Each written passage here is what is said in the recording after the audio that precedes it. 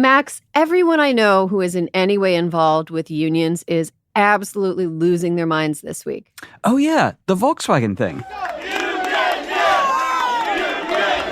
It's the greatest feeling that I felt like in 13 years.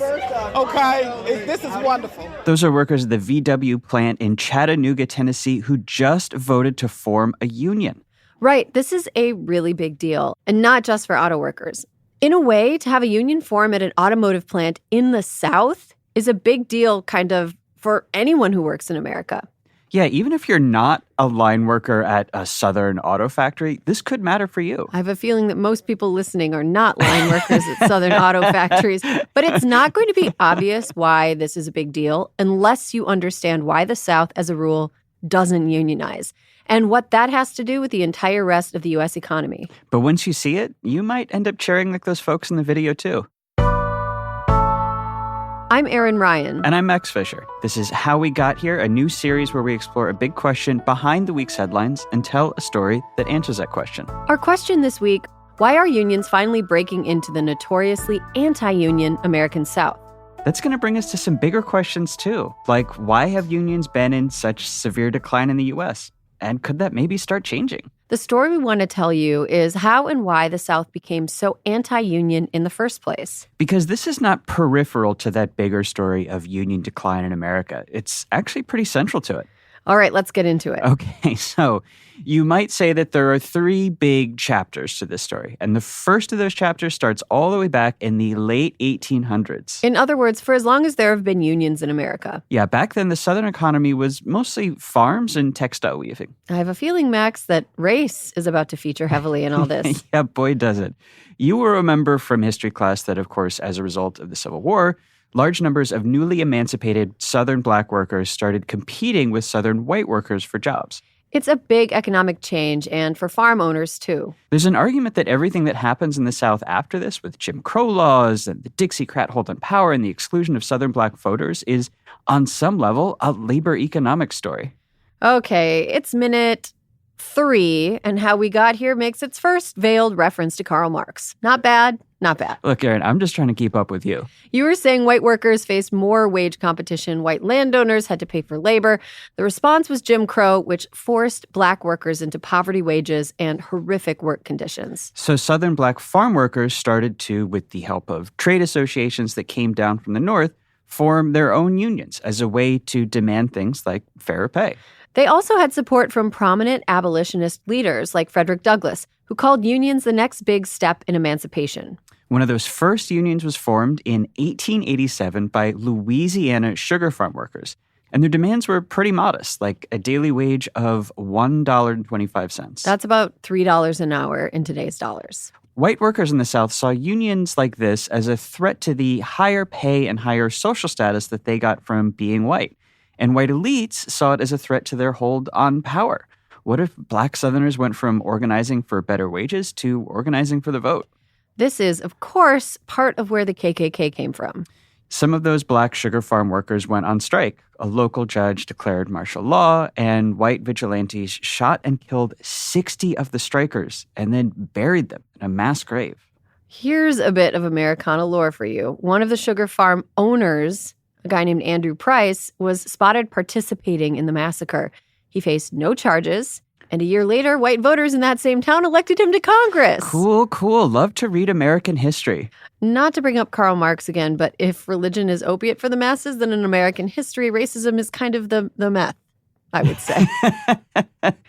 Well, there were other incidents like this of black workers trying to unionize and getting gunned down in Arkansas in 1919 and North Carolina in 1929. But it's not just that black workers were being prevented from unionizing. White workers in the South were resistant to it, too.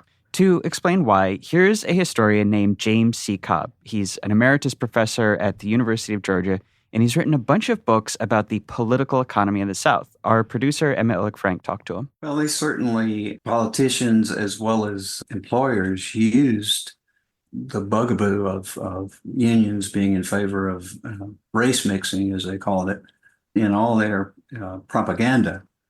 And some of the white workers, most of them were not used to working beside black people. And the argument to them was, if you're in a union, they'll have as good a job as you do, and you may find yourself actually working for a black person. So, racism. Mm-hmm. Join a union and it might, God forbid, elevate black workers alongside white workers. Yes, though Professor Cobb emphasized that white Southern elites were driving a lot of the effort to block unions. Their entire hold on power, after all, relied on keeping poor and working class people divided along racial lines, and unions threatened that. Let me put it this way. It's hard to imagine the extent to which the institutions of government in the South were committed to keeping unions out, from the local sheriff to the state patrol, from the mayor to the governor. They used every facet of their office and their authority against union organization. I mean, Clemson University taught a union busting seminar for several years, teaching executives how to keep their plants from being unionized. And Clemson's a state university. It's just not some kind of primitive cultural thing with Southern white workers that you can't just explain this failure to unionize solely on that basis. There are so many instances of things in American history that are nice and people like that we didn't get.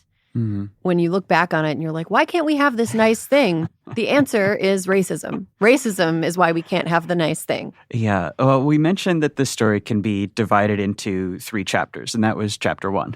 Got it. The early years of American unions from the Civil War up through the 1930s, a period when racism and Jim Crow led Southern white workers and elites to cooperate in shutting unions out of the South. The result was that by the time labor unions really took off in America in the 1930s and 40s, there was already this long history of cultural antagonism to unions in the South. This is chapter 2 of our story, the union boom years from the 30s through the 60s.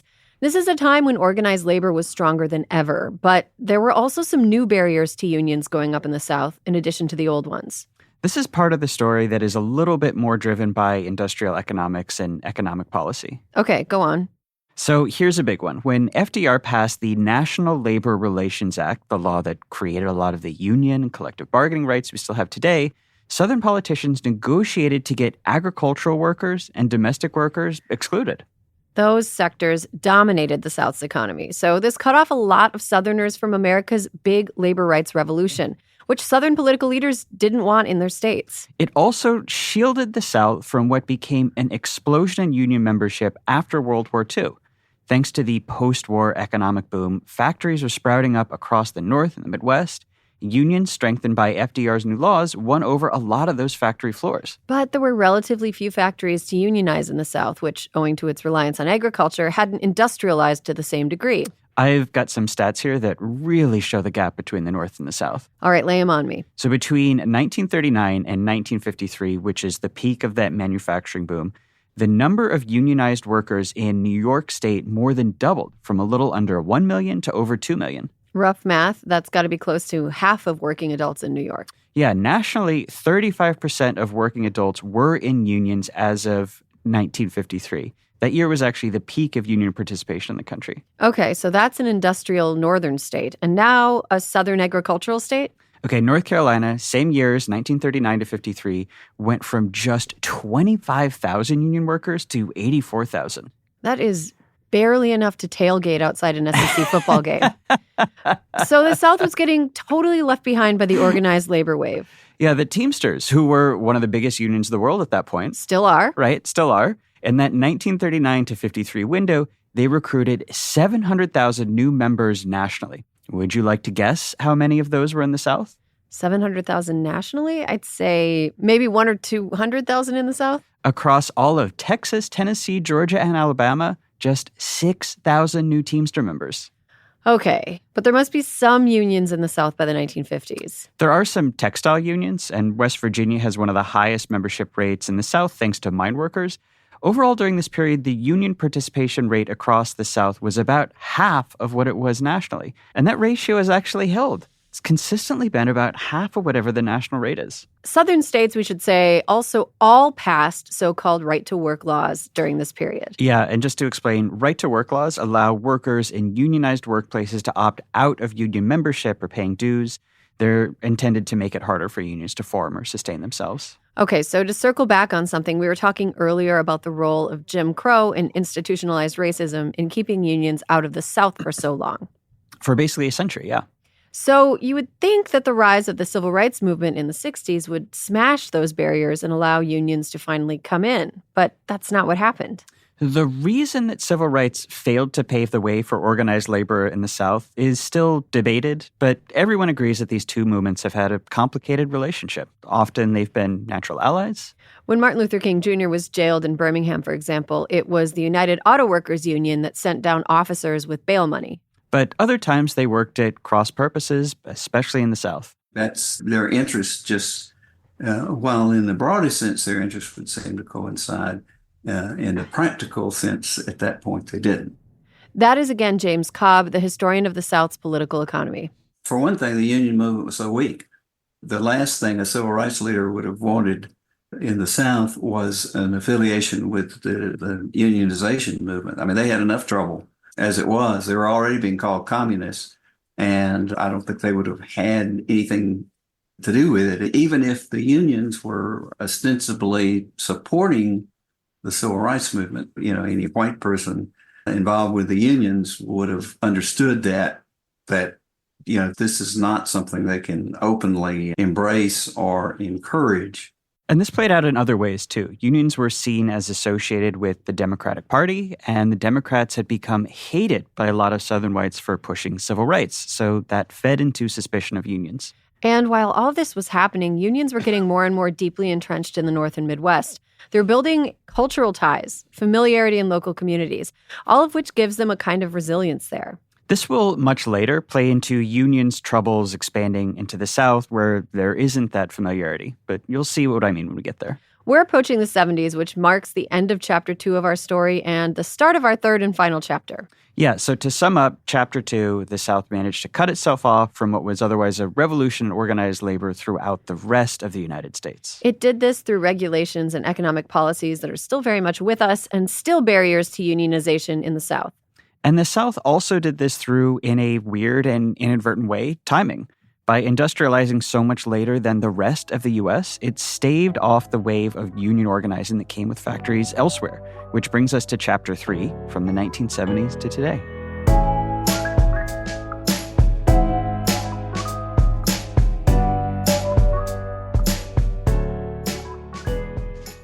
What a Day is brought to you by Fast Growing Trees.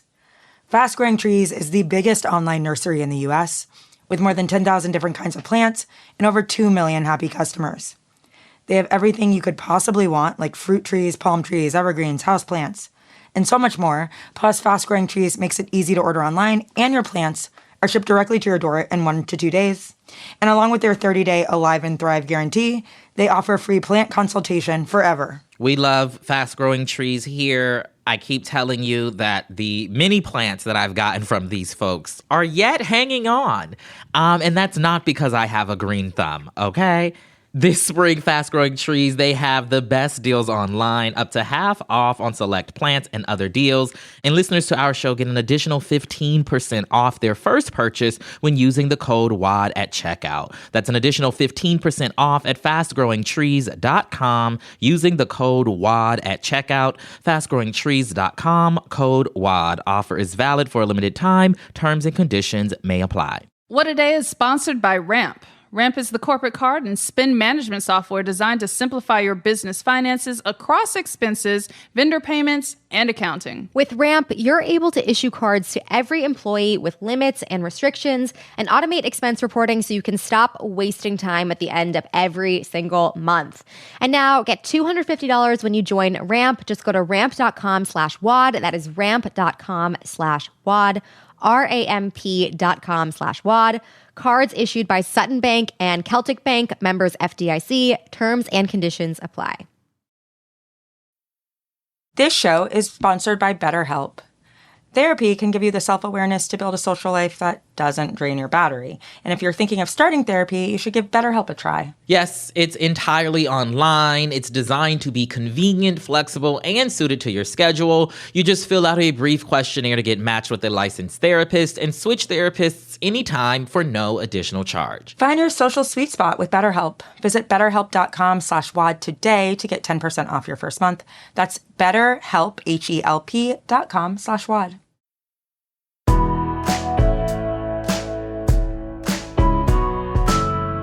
A few big economic changes all happened at once to set this off. The South's big textile industry completely imploded. Garment-making jobs moved overseas, and everyone knew they were never coming back. At the same time, a big bad recession hit the U.S. and Europe. That led manufacturing companies in both places to start looking for ways to cut costs. Southern leaders thought they saw a way to make all these problems solve each other. Was it through a big football game? It's a great guess. No, the South had finally industrialized. Way to hustle, guys. Way to keep up. So Southern leaders went to corporations in northern states and in Europe with an offer. They said, hey, relocate your factories to the American South. Our labor is cheap because our economies are still mostly poor, rural. And if you're worried about safety standards or costly strike, if you're worried about worker blowback, if you have to close a factory, then don't, because we don't really have unions down here and we don't want them. It is diabolical, Max. I know you didn't want to do an accent, and that's probably wise. But just know that as you were speaking, I heard you in the voice of Charlie Daniels singing Devil Went Down to Georgia, specifically the part where he narrates the deal with the devil. Devil went down to Georgia. He was looking for a soul to steal. He was in a bind 'cause he was way behind, and he was willing to make a deal. When he came across this young man sawing on a fiddle and playing it hot, and the devil jumped up on a hickory stump and said, boy, let me tell you what. I was wondering how much that song we're going to hear. Well, okay, that is what this is. It is a deal with the devil. And in the late 70s and early 80s, a lot of companies said yes, and they moved their factories to the South. There's a name for this practice. It's called offshoring. We typically think of offshoring as an American company moving its factory off its shores to China or Mexico, but the South was one of the first. Yeah, the unions did try to follow these factories down, but the Nixon administration had just weakened a bunch of the FDR rules meant to support organized labor. God, what a dick. He is. This was also thanks to the recession, a weak labor market. That made workers easier to replace and gave them less power at work than they'd had during the strong labor market of the post-war boom years. Another factor is that southern states had built up a lot of their factories out in rural areas. This is something they were able to do because of more recent advances in electrification. This is another perk of industrializing late. It gave those factories access to cheaper rural labor, and in theory, also made them less likely to unionize because they were far away from cities that might have other unions. The point is that offshoring factories became the new economy of the South, and a lot of those factories were run by European car makers. Yeah, after decades in which factory and union had been synonymous in America, the South ended up with a whole bunch of factories, but almost no unions. The Business Council of Alabama described it as a perfect three-legged stool for economic development of loose business regulations, cheap workers, and, quote, the lack of labor union activity and participation. Remember that all of those barriers to unions we mentioned in the earlier parts of the show are still in place. Racial divides, right-to-work laws, cultural distrust of unions as the tool of integrationists and Democrats. But now there's a new one, too. Southern leaders have explicitly promised to keep out unions as a foundation of the entire region's economy.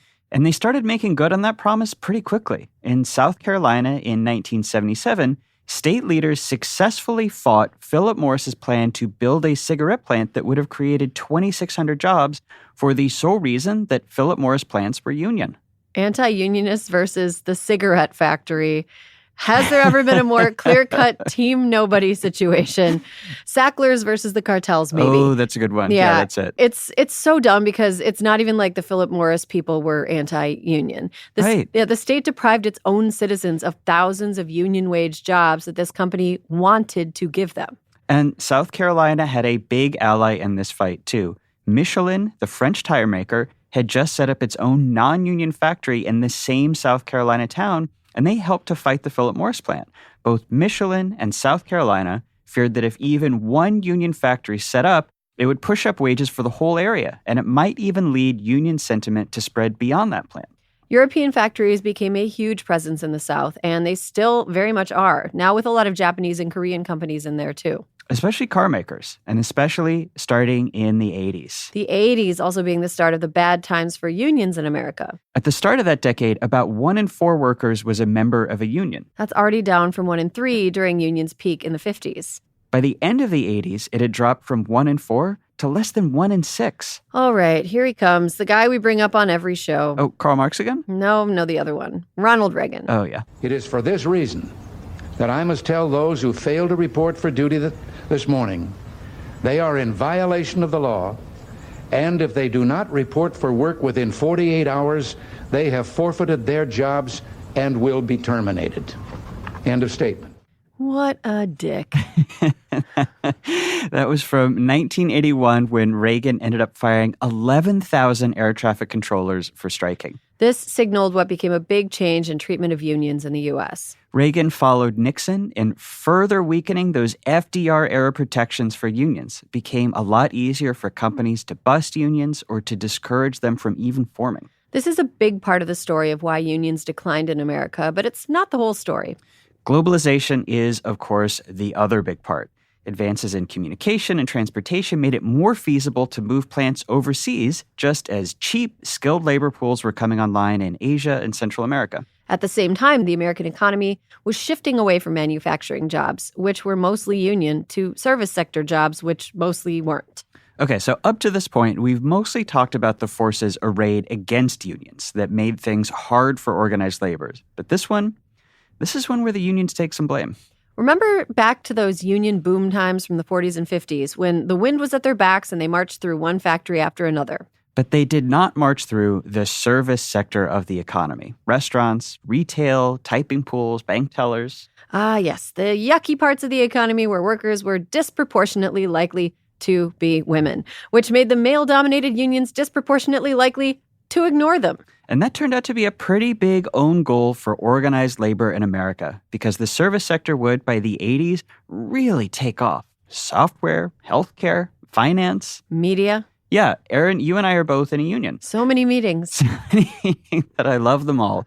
And the first big newspaper union formed during the Great Depression, partly because reporters noticed that unionized printing press operators made more than them. But most of the service sector never unionized, and most jobs in America are now service sector jobs. So as that sector has grown, unions' share of the workforce has shrunk. This became an especially big problem for unions in the South.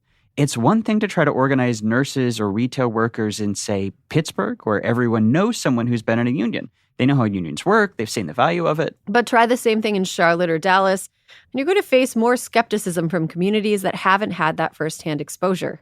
That's also why companies and managers in the South have had an easier time scaring workers with claims that unionizing will cost them their jobs. Yes, it's become a mainstay of anti-union propaganda to say, just look at what happened to Detroit, as if the decimation of Detroit auto jobs had been caused by unions rather than by, the automakers offshoring those jobs to union-free places like Mexico. Or Alabama.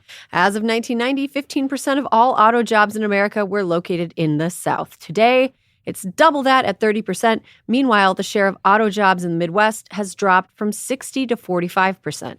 Which is to say, the South opening itself up as an anti-union offshoring center started to hurt organized labor not just in the South, but in the whole country. That's the big takeaway of the third chapter of our story about the South making itself the anti-union alternative to the Midwest.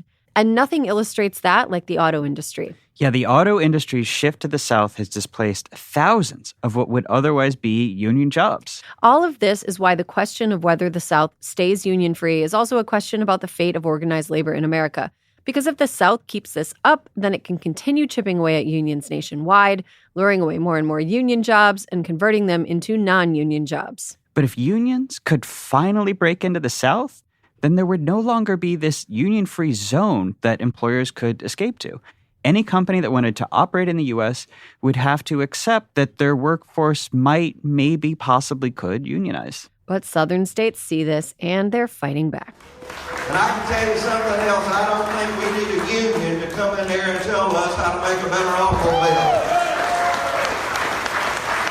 They can get back on the Bernie Sanders bus and go back to New York, and I'll pay their way. We're just fine, thank you very much. Yeah, the American South very famously doing better than the state of New York. That was Mississippi Governor Phil Bryant at a public event in 2017. The next part of his speech wasn't captured on video, but he went on to urge Mississippians, especially ones working at a big Nissan plant in the state, not to vote for unions or they would end up, he said, losing their jobs. He said, quote, "If you want to take away your job, if you want to end manufacturing as we know it in Mississippi, just start expanding unions." A week later, as has happened over and over again in Southern auto factories since the 80s, the plant's 3,500 workers voted against unionizing. When we started this, I mean, my whole line was just, they were just yes. But when Nissan started bringing in those anti-union videos, I seen my coworkers just, the look on their face, Miss Betty, I just can't do it. I'm afraid of losing my job. Right now, I got job security for 15 years, sir. We have not had a layoff. We have never missed a beat. What do you think of their campaign? They don't have one. We've been treating like, they want to say they treat black people like slaves. I have been driving an Infiniti for 15 years. I make great money. It's more money than people with degrees make down here. Those are two of the Nissan workers talking to Vice News around the time of the vote. And these are explanations that labor activists say you hear all the time at these Southern factories. I'm making good money, better than most of my community. I can't risk that. Something labor activists stress is that these Southern factories are mostly in low-income and rural communities where people might be less than a generation removed from poverty. That can make people understandably risk-averse. Especially if the only unions you've ever heard about are the ones from Detroit, where all the factories closed. Southern states have other tricks to suppress unions, too. Some, like Georgia, even bully companies out of recognizing unions by threatening to revoke subsidies if they do. A lot of these states hand out hundreds of millions of dollars in subsidies and tax incentives to these factories. For a big car maker, losing that can be even scarier than a strike. All of that brings us to the Volkswagen plant in Chattanooga. The United Auto Workers have been trying for years to unionize the plant, and for a long time it looked like the Southern anti-union playbook was working.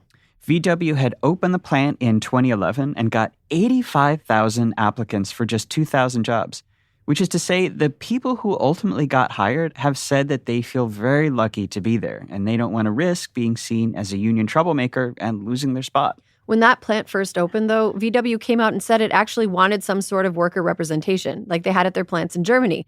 So it seemed like a union might finally happen. Until state leaders came out against it. Remember, the view in the South is that allowing any unions would undermine their pledge to stay union-free. There is a fear that the South, if it lets in unions, could trigger a mass relocation of all those factories to some other, even cheaper location, probably abroad, that would beat the South at its own game. Whatever their reason, suddenly VW wasn't so union-friendly anymore. They refused to voluntarily recognize the union. This meant that the union could only form if it won a vote from the majority of workers. Exactly the sort of vote that unions have lost in Southern factories over and over again. They held a vote in 2014, and they did lose it. Then they held another after years of organizing outreach in 2018. Lost it again. But after 2018, a few big things changed, and not just in Chattanooga. These were national changes, which is why people think the story of this one plant might suggest that the future could be getting less bleak for unions in the South and maybe even for the U.S. as a whole. COVID is a big part of this. The labor market tightened way, way up, which is great news for workers' collective power. At the same time, problems with supply chains mean that Americans were suddenly more reliant on domestic manufacturing. That's good for unions, because even with the South swallowing up manufacturing jobs, factories left in the North and Midwest are still heavily union. Popular support for unions has been spiking too. They're now at 70% approval, according to Gallup, even though union membership is at an all-time low of only 10%. The reasons for this are complicated. People tend to think more favorably of unions when the economy is strong, for example, but it helps embolden unions that are already emboldened by the labor market. You may have noticed this. Strikes and other labor actions have been up ever since the pandemic. According to one count, they jumped by 52% from just 2021 to 2022. And something else. The UAW had its first ever direct election, and the new leadership seems to be much more popular with potential recruits like those VW workers. We've got the power! And when we launched our stand-up strike, we've outsmarted, we've out-organized corporate America, and want a future for tens of thousands of workers. And we're going to keep going until we win social and economic justice at the Big Three and beyond.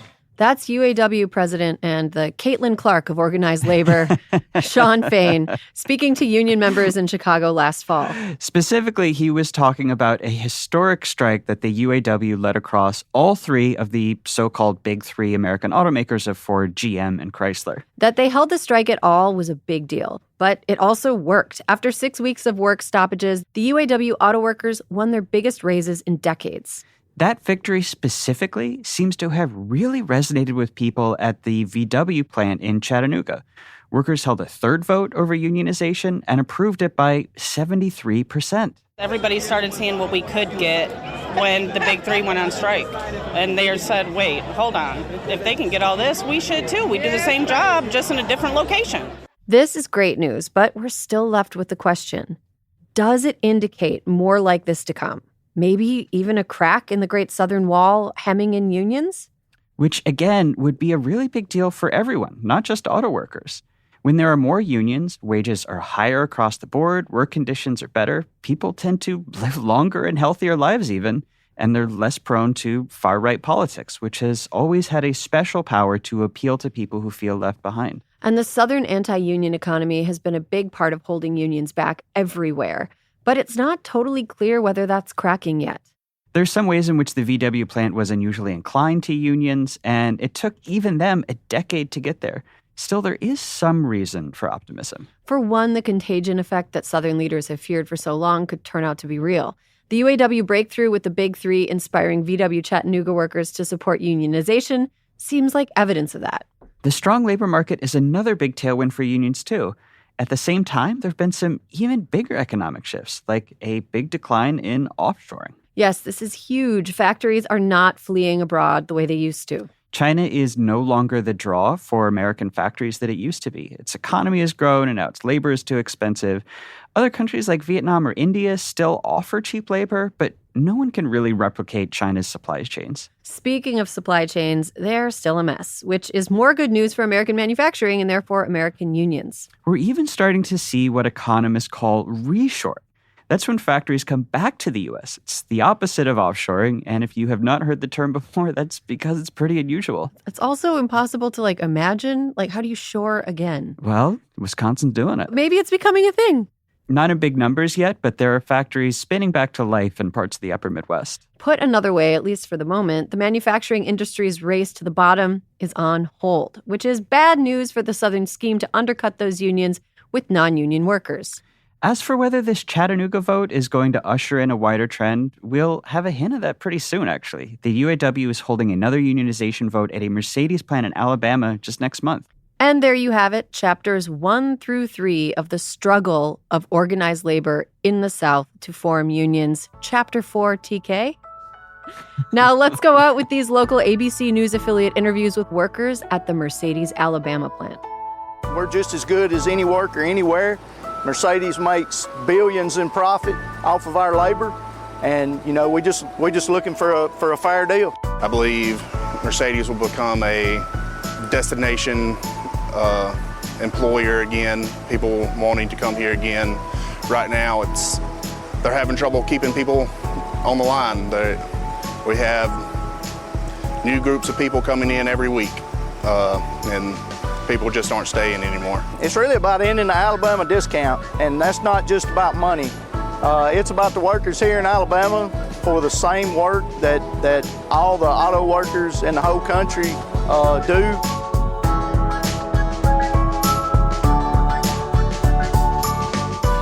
How We Got Here is written and hosted by me, Max Fisher, and by Erin Ryan. It's produced by Austin Fisher. Emma Illick-Frank is our associate producer. Evan Sutton mixes and edits the show. Jordan Cantor sound engineers the show. Audio support from Kyle Seglin, Charlotte Landis, and Vasilis Fotopoulos. Production support from Adrian Hill, Leo Duran, Erica Morrison, Raven Yamamoto, and Natalie Bettendorf. And a special thank you to What A Day's talented hosts, Tre'Val Anderson, Priyanka Arabindi, Josie Duffy Rice, and Juanita Tolliver for welcoming us to the family.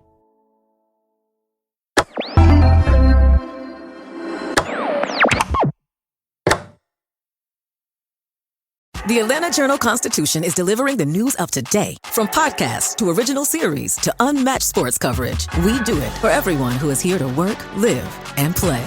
We do it for the greater Atlanta. Subscribe now at AJC.com.